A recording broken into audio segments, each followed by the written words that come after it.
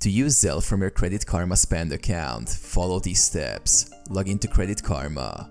Access the Credit Karma website or mobile app and log into your account using your username and password. Navigate to Credit Karma Spend.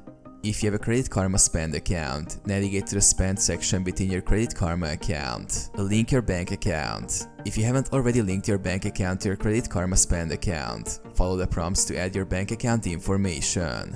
This typically involves providing your bank's routing number and your account number.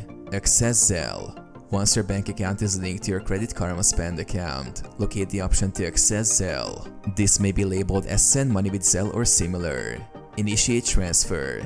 To send money using Zelle, select the option to send money and enter the recipient's email address or mobile phone number. Follow the prompts to enter the amount you wish to send and confirm the transfer. Confirm transaction.